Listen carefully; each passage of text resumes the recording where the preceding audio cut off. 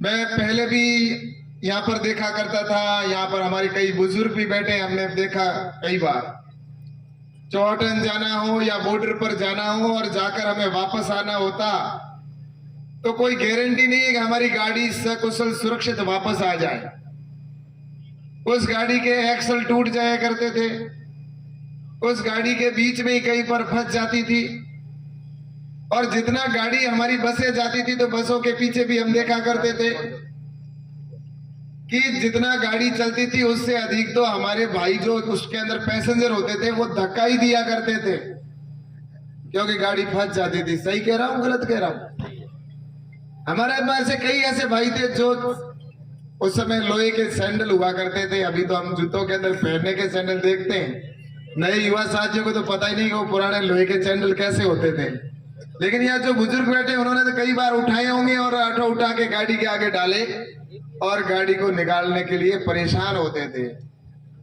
लेकिन हमारे देश के प्रधानमंत्री आदरणीय नरेंद्र मोदी जी ने और अटल बिहारी जी वाजपेयी जी ने जिस तरह से सड़कों के ऊपर काम किया, आज पूरे देश के अंदर जिस तरह से काम किया जा रहा है उसी कड़ी के अंदर आज हमारे यहाँ पर भी इस सड़क का जो उद्घाटन किया गया है, ये आने वाले समय में देश के जवानों के लिए तो काम आएगा ही, लेकिन आम जन के लिए भी बहुत ही महत्वपूर्ण ये सड़क होगी। और आज जाने आने में इतनी सुविधा हो गई है कि जहां पहले हमारे को घंटों लग जाया करते थे वहां पर आज मिनटों में काम हो जाता है। तो ये इसी सड़कों के माध्यम से हो रहा है। तो इसलिए मैं आज इस देश भर में 75 सड़कों का उद्घाटन किया गया है और उसमें से अपने राजस्थान के अंदर भी 6 सड़कों का आज उद्घाटन किया गया, जिसमें से अपने लोकसभा क्षेत्र के अंदर भी 2 सड़कों का उद्घाटन हुआ है।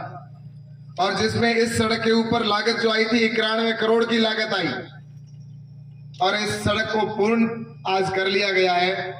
और निश्चित रूप से एक प्रसन्नता का विषय है कि हमारे देश के अंदर सड़कों के जाल बिछाए जा रहे हैं और गांवों के अंदर भी सड़कें बनाई जा रही है।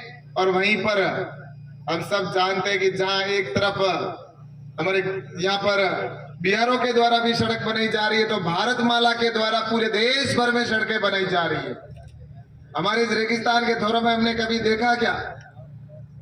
इस धोरों के अंदर भी आज इतनी शानदार सड़कें बनी हुई है बॉर्डर के ऊपर। आज एक जिले से दूसरे जिले में जाना हमारे आसान हो गया है। आज इसी सड़क के ऊपर जहां पर हमारी सड़कों के ऊपर गाड़ियां चलती है उसी सड़क के ऊपर फाइटर प्लेन भी उतारे जाते हैं। तो ये पहली बार हमारे देश में देखने को हमको मिल रहा है। अब भारत आगे बढ़ चला। भारत को कई दुनिया के लोग कहते थे, हम भी कहते थे विकसित राष्ट्र, विकसित राष्ट्र।